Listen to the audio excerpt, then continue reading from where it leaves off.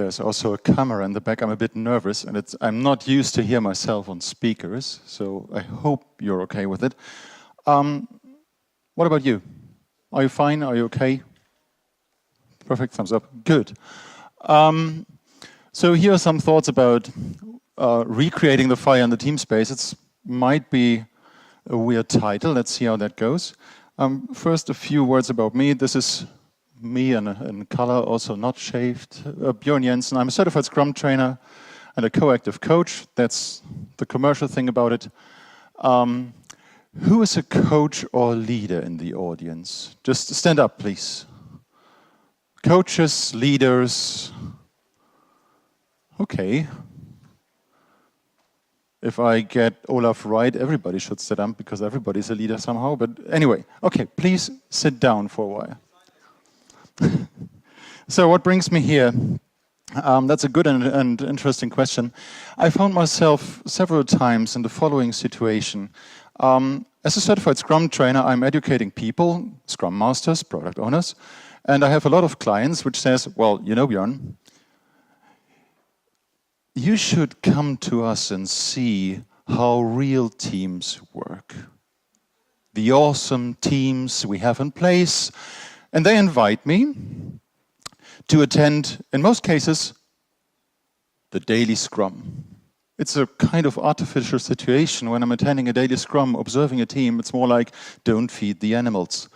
And this is how it might look like. People standing around, hopefully they have a board or something, there's something open up on a computer, might be Jira, I have no idea.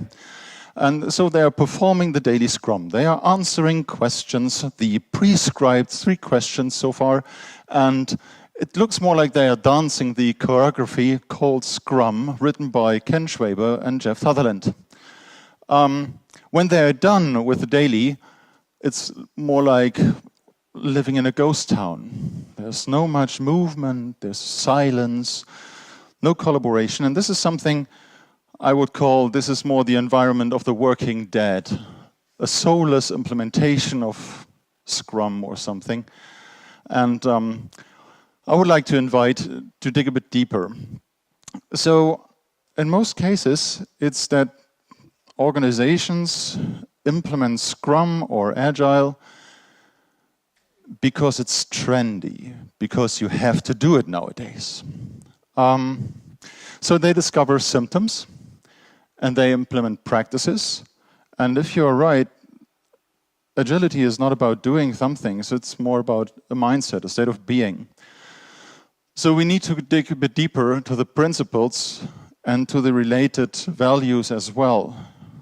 But that costs time. It is time-intensive, time-consuming, and we don't have this time as an organization because we have to deliver things. We have to create money. Okay, so what can we do about it as leaders or Scrum Masters or everybody in this room? So here's an awesome team of rockstars. I have no idea about the intention of the black masked people, but I know that the pretty 2 small boys in the front, they are highly motivated.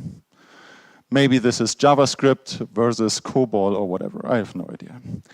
So what I would like you to do right now is pair up for a minute and talk about what is the difference between a group or a team? What do we have in place?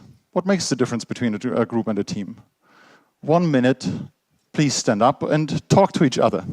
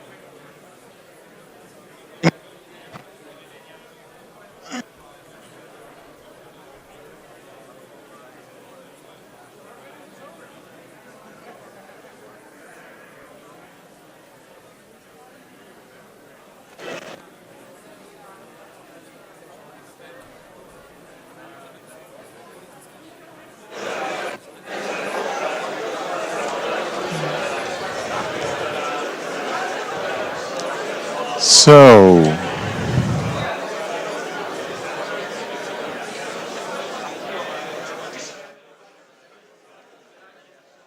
okay, we have experienced coaches in the room, which is good. Please sit down a while. And I'm pretty sure most of you discovered that a shared and common goal makes the difference. This is in most cases something where I say, well, you know, a group is something like a loosely coupled amount of people which have maybe one or two attributes in common, but a goal is something that makes a team. If you only have a goal, it might lead to this one, that you have silos in place which are not collaborating, they are just working on towards a goal, but they are not collaborating towards each other. So maybe you can think about, what do you have in place in your workplace? Is it cooperation? Is it collaboration? Or is it co-creation? And there's a huge difference between those words. What do you have in place right now? And where do we want to go to? And what are the attributes of great teams? Not only by having a team in place says, well, we have a great team. No, there's a difference between common teams and awesome teams, rockstars. And again, I would like you to talk to your neighbors for about a minute. What is the difference between a team and a great team? 1 minute, go.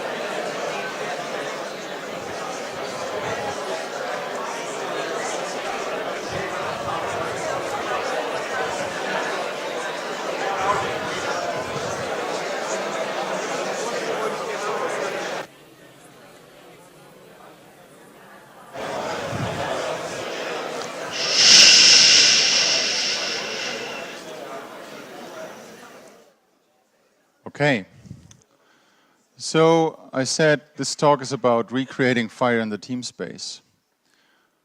What about you as leaders or Scrum Masters or Agile coaches taking this question and let it be discussed within the team, within your team, and figure out what is the gap between an awesome team and us nowadays?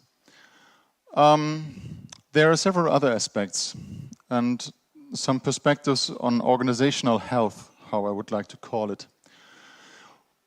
And organization, also a team is some kind of organization. So it means that we have physical health, this is body, and in most cases a team is set up in order to deliver.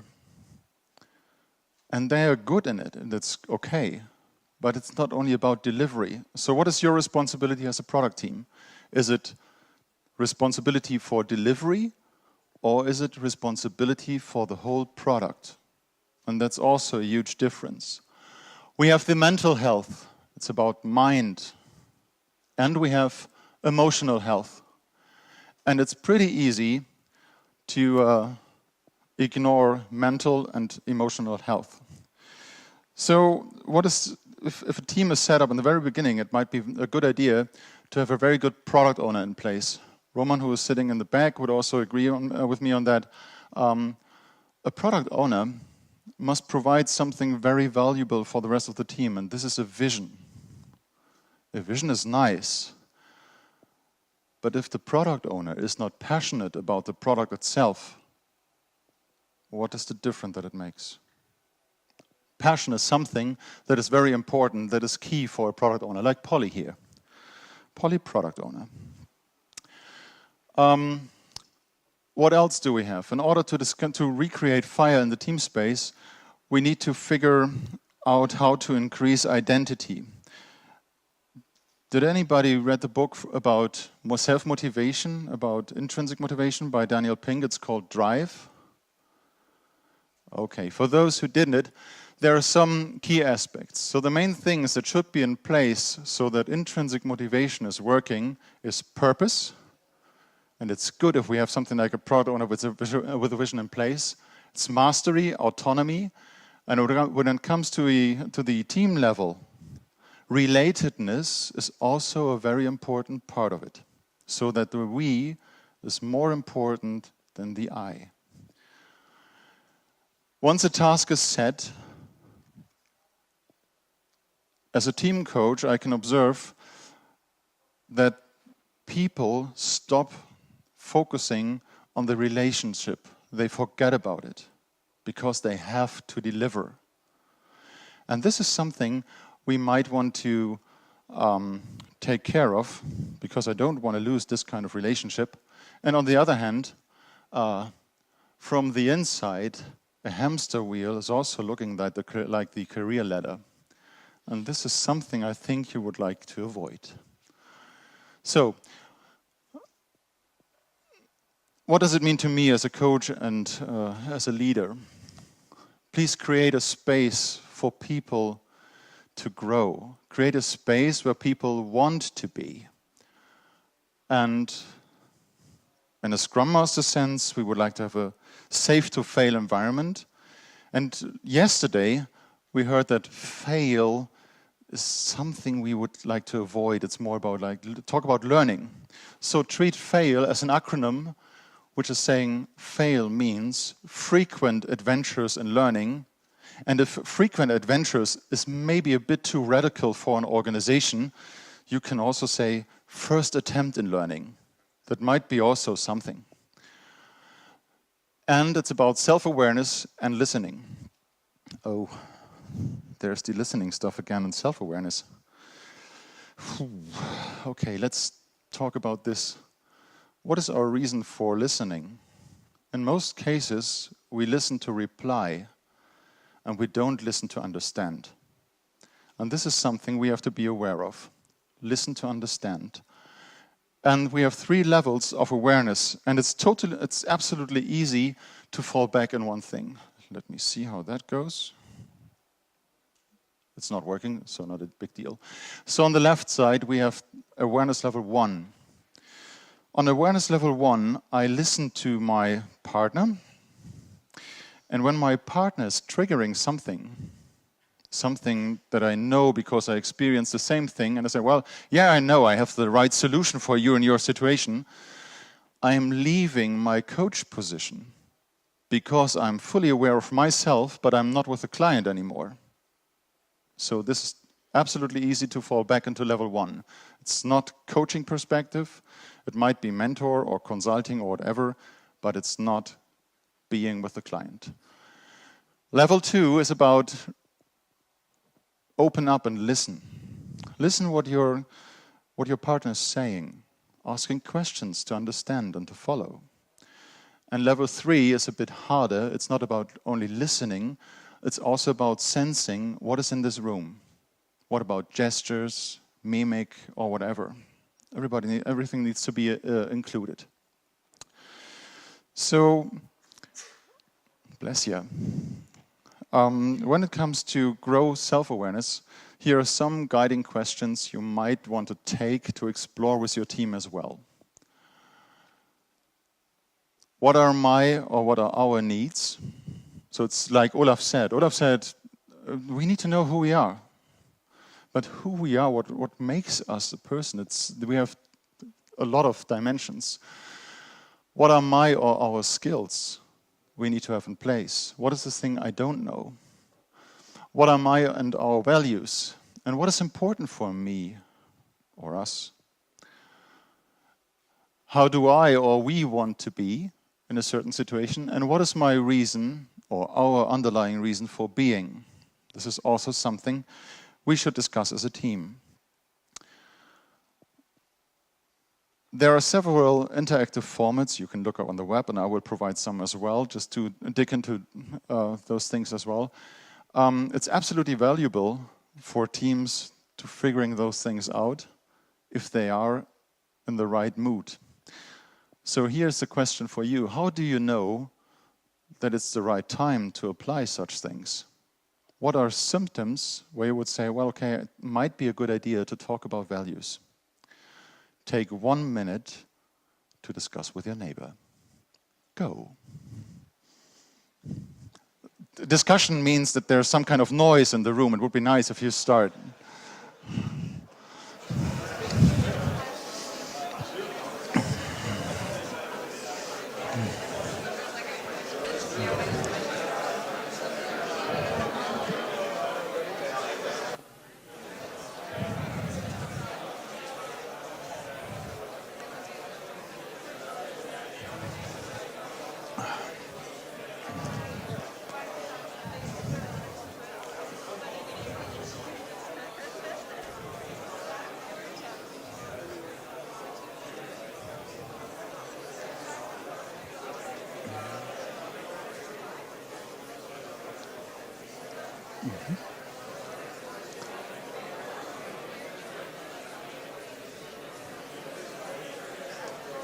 Okay? Good.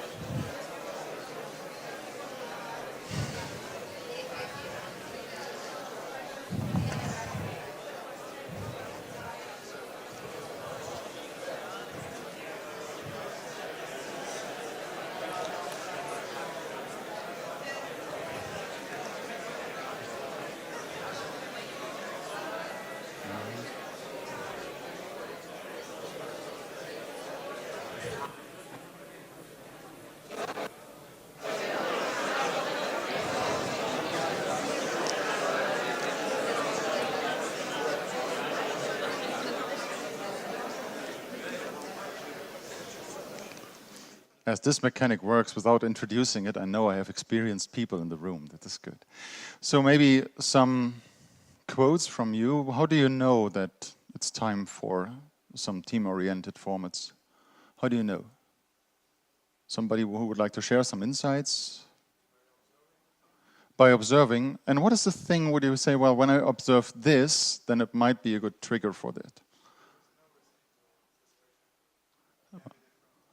Oh, yeah, that's a coaching answer. It depends. Yeah, I know this. Depends on what? Yeah, you know, blah, blah, blah. Okay, good. What else?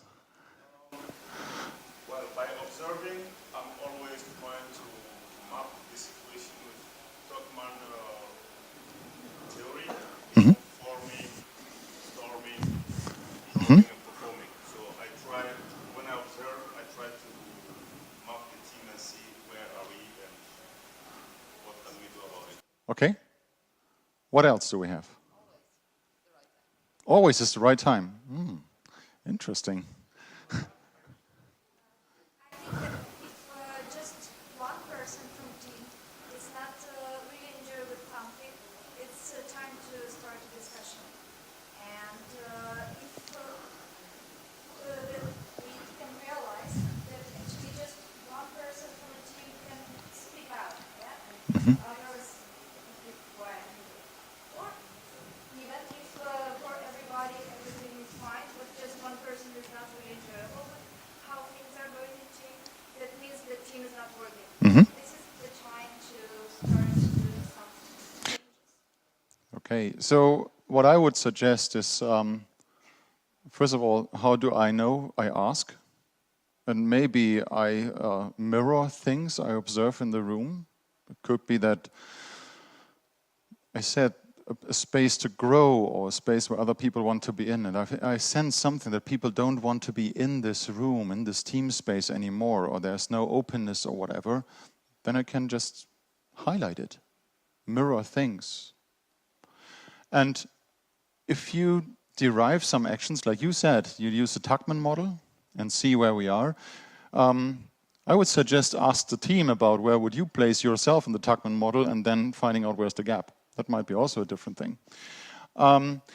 If you derive some actions out of your insights, how do you know that the action items, the possibilities for improvement, actually work.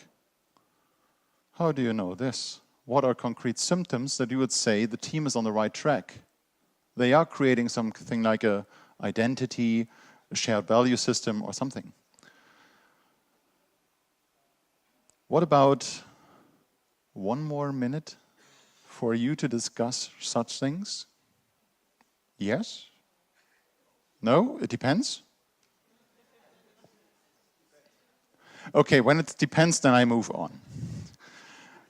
I don't feel that there's so much enthusiasm for this right now. Okay, standing up, blah, blah, blah. Okay, so here's something.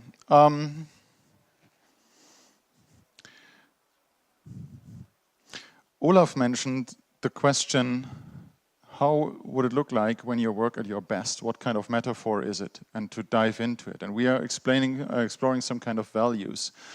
What is important for us? What should be in place in order to be a great team? We discussed this as well.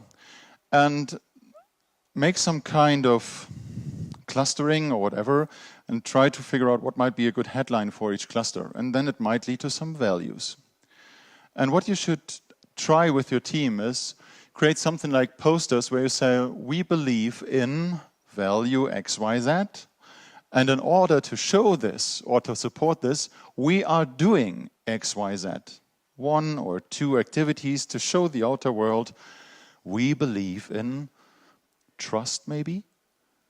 So this is the easy part. The hard part is what I'm doing all day long is, okay, please, when you're done with your posters, please sign them. Oh. No, we only ask for writing down posters. Signing? No, I don't do this. Some people will be in this situation, and that's the interesting part. Ask the question, how should the stuff change so that you would sign it? How should it be different? And then you come to some good insights. What I'm also doing is doing something like a SWOT analysis. Asking the team, what are your strengths? Or what are our strengths? And what are our opportunities that we can derive out of this? What are our weaknesses? And what are the risks and threats we are taking? Do this with the team as well.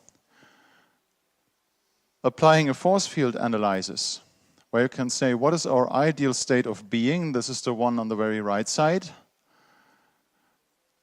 And this is where we are today. And I place it in the middle. I don't want to have a discussion. No, that's just a centimeter more on the right. This is waste of time. We should figure out what do we need, what kind of driving forces or activities that will move our current state towards the ideal state of being, and what are the restraining forces, maybe in our team, maybe in our organization. And you can use the arrows and the thickness of arrows for an indicator as impact. Just see how it goes. But the hardest thing when it comes to the application of agility, Scrum, an organization. There's a good quote from a friend of mine, from Frank Kühnel from Cologne. Agile does not come with a brain, so please use yours. In almost all the classes, people asking for blueprints or whatever, there is no such thing like a blueprint. There are good ideas. Maybe they work in your context, or maybe not. This is a nice quote by Brian Tracy. I would like you to read it and to take it. I think it's very inspiring, especially when it comes to the situation that I found myself a lot of times in a situation where I limit myself based on assumptions I did, but not reassuring that this is really true. So this is what I would like to share with you about recreating fire. It's about creating a sense of identity, recreating identity in the team space, using some activities. You will receive much more at the end when I upload the PDF of the slide set. And I'm good. Thank you.